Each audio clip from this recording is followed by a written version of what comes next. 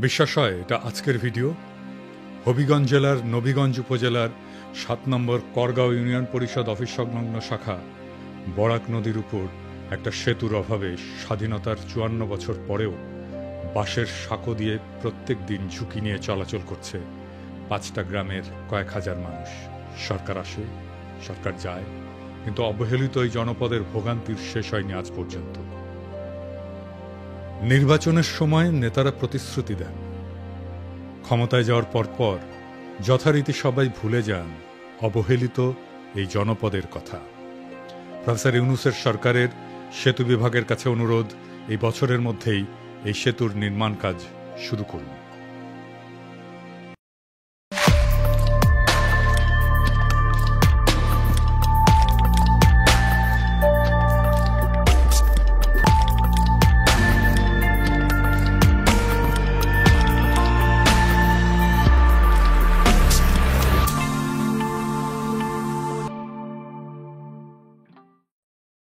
Sir Zafar Iqbal একটা scale বের করেছিল, মুক্তিযুদ্ধ স্কেল। এই দিয়া উনি রাজনীতির সত্য মিথ্যা বিচার করতেন আর কি। ইদানিক নতুন একটা স্কেল বেরিয়েছে, এই স্কেল দিয়া আমরা বাংলাদেশে কারা কারা ইন্ডিয়ান লেসপেন্সারি করতেছে সেটা বের করে ফেলতে পারবো। সেই স্কেলটা কি?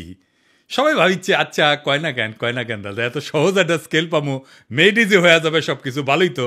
কমু খারান, আপনি কয়েকদিন থেকে শুনতেছেন না, যখনই আমি কই বিএনপি ইন্ডিয়ার কোলে গিয়ে উঠছে, তখন বিএনপি ওয়ালারা এসে কয় জিন্দেগি বিএনপি ইন্ডিয়ার কোলে উঠতেই পারে না। ইন্ডিয়া কারে কয়? আমরা তো চিনি না। এইসব অপপ্রচার করিস তুই শালার রয়্যাল এজেন্ট। তারপরে বিএনপির লোকটা মূর্খ হইলে কবে মালওয়ানের বাচ্চা, আর ডাবল ড্রপ আউট কচু খেতে হইলে কবে কাফের। কিন্তু আজকে এমন কিছু প্রমাণ দিব একেবারে চালচালাইয়া বুঝে যাবেন বিএনপি কার কোলে উঠিছে। শুধু তাই না, বিএনপি একেবারে খাপে খাপ মমতাজের বাপের মতো ক্ষমতায় যাওয়া আর ক্ষমতায় থাকার জন্য আওয়ামী লীগের টেমপ্লেট ইউজ করেছে। আমি গত এপিসোডে কইছিলাম ইন্ডিয়া বিএনপি বুঝাচ্ছে ইসলামপন্থীরা বাংলাদেশে শক্তিশালী হচ্ছে, দেশের মানুষ ব্যাপকভাবে ইসলামের দিকে ঝুঁকিচ্ছে, তোমরা একা সামলাইতে পারবে না, এটা খাইছে বিএনপি। এখন বিএনপি ওয়ালারা কবে ইন্ডিয়া যে বিএনপি করছে আপনি জানলেন কেমনে? আপনি কি উঠে হাজির ছিলেন?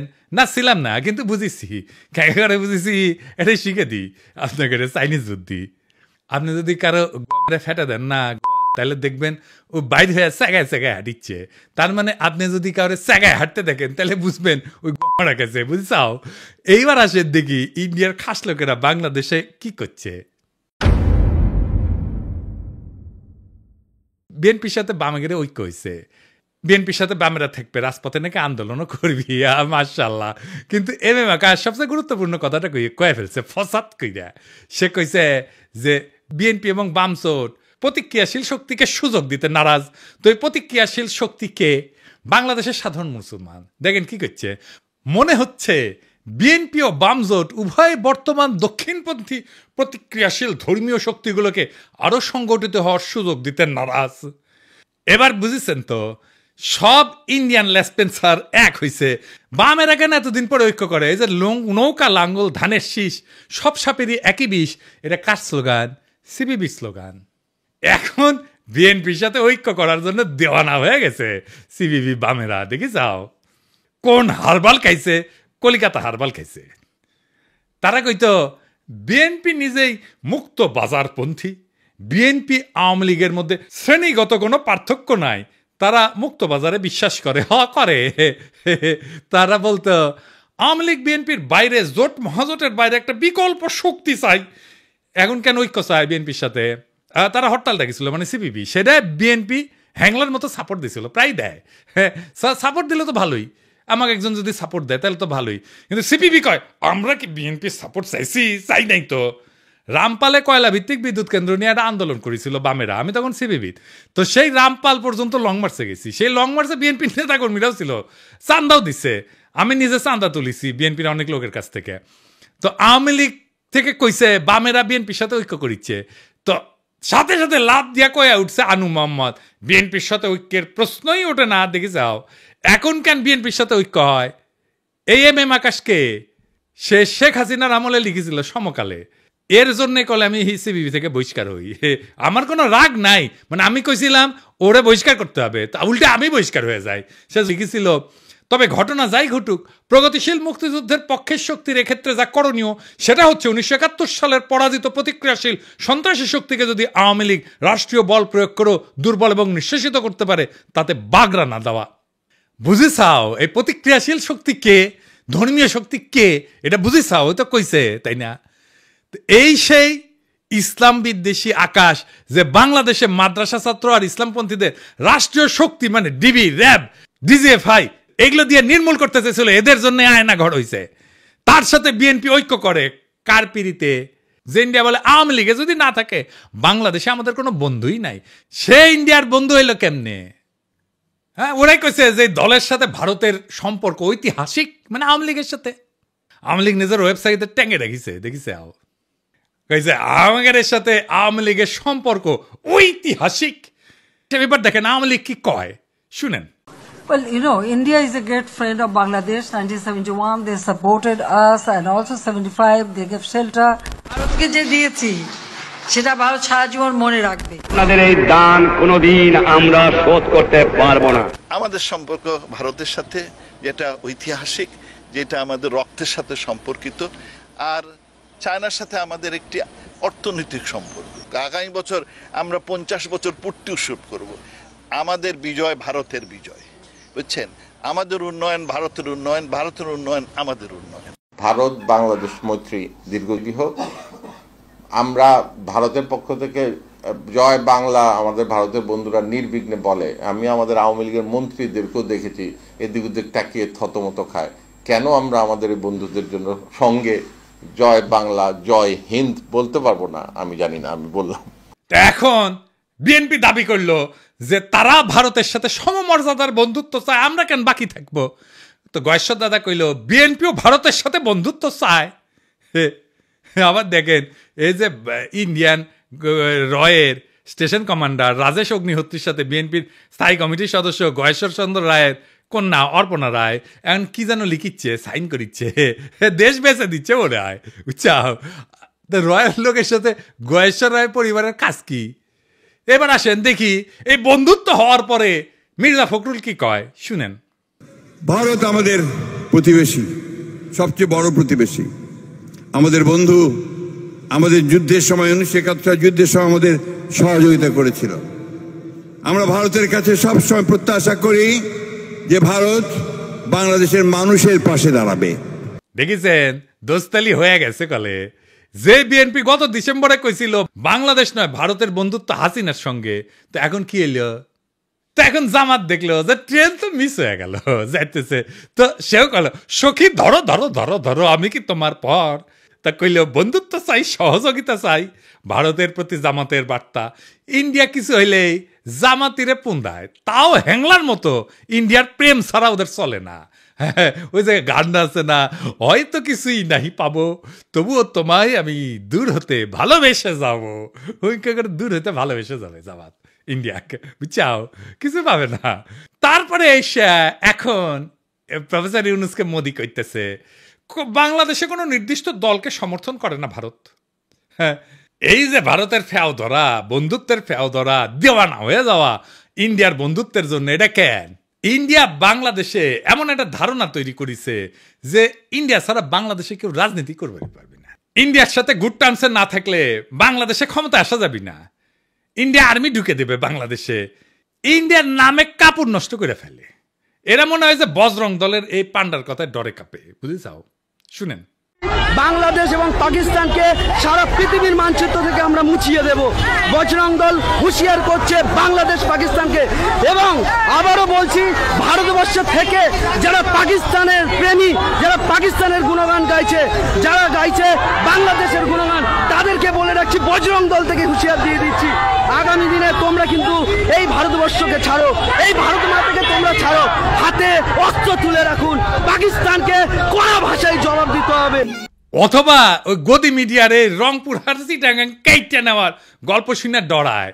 बांग्लादेश का ये वाला जो राज्य है इसका नाम है रंगपुर। ये रंगपुर जो है, अगर ये कब्जा हो गया रंगपुर जगह, तो काम खत्म हो गया। अगर हम इसको कब्जा कर ले तो ये पूरा बराबर हो जाएगा। हमारा जो पतला गर्दन था चौड़ा हो जाएगा। अब मोहम्मद यूनुस ये सब चीजों को समझो, वरना अगर ये कब्जा कर लिए तो कहानी खत्म हो जाएगा। চট্টগ্রাম যদি ভারতে চলে আসে তাহলে কিন্তু বাংলাদেশের জন্য শুধু নয়, গোটা পৃথিবীর যারা বে অফ বেঙ্গল বা বঙ্গোপসাগরকে দখল করার চেষ্টা করছেন তাদের জন্য ভয়ঙ্কর চিন্তার কারণ হবে। মালদ্বীপে কি এইটা মুইজু ক্ষমতা এসেছিল? নেপালে কি খড়গা প্রসাদ শর্মা ওলি ও কি ইন্ডিয়ার এটা ক্ষমতা এসেছিল? শ্রীলঙ্কায় কি অনুরা কুমার দেশনায়কা ইন্ডিয়া তেলায় তেলায় ক্ষমতা এসেছে? এই ছোট ছোট দেশগুলা ভারত বিরোধিতা নির্বাচনী ম্যানিফেস্টোতে দিয়া যদি ক্ষমতা আসতে পারে, তাহলে বাংলাদেশের রাজনৈতিক দলগুলো ডরায় কেন? প্রত্যেকটা রাজনৈতিক দল ইন্ডিয়া জন্য উন্মুখ হয়ে থাকে কেন?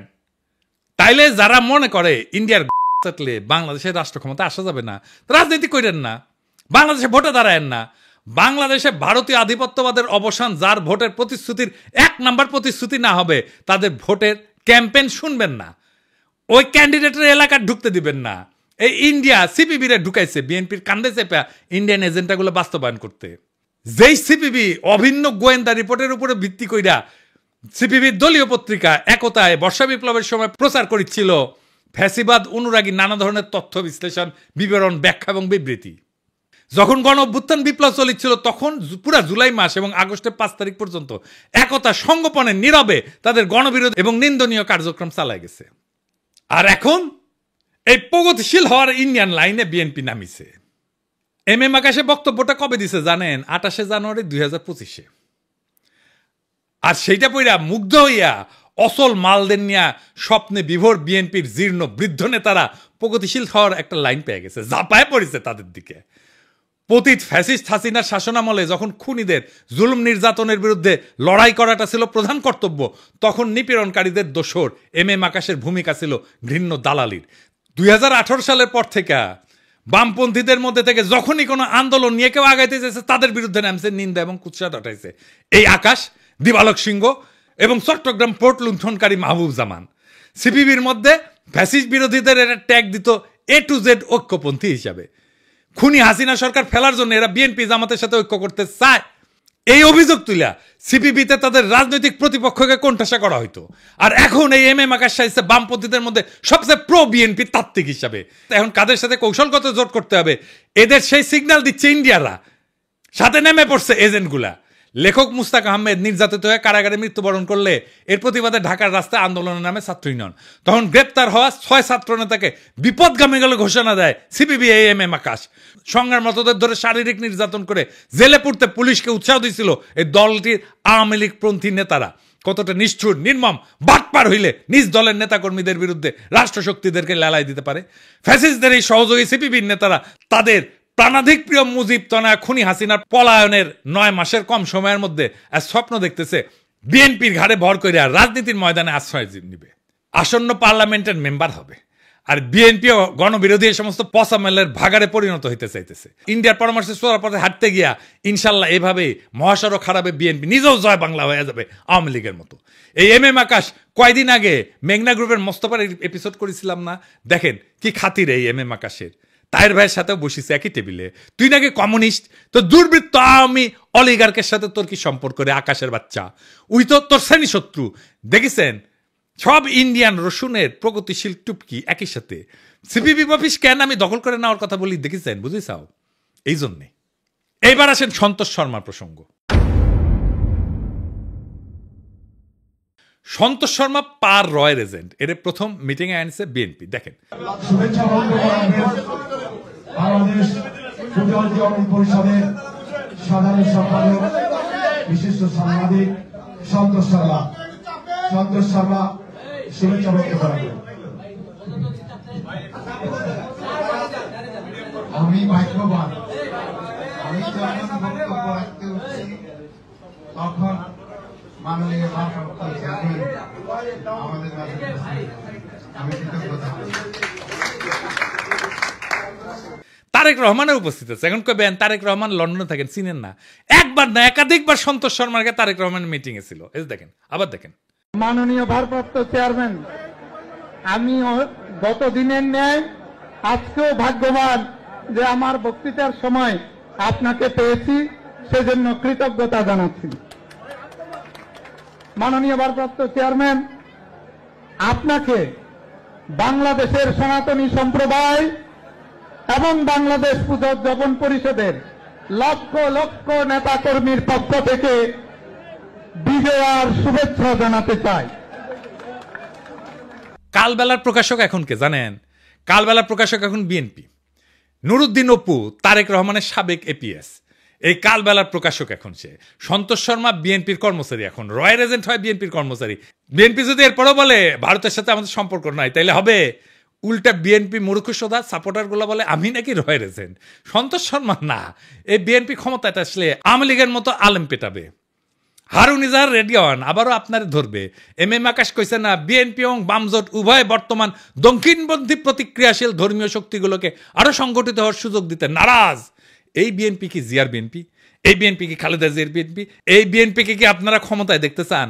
আপনাদের কাছে প্রশ্ন রেখে গেলাম।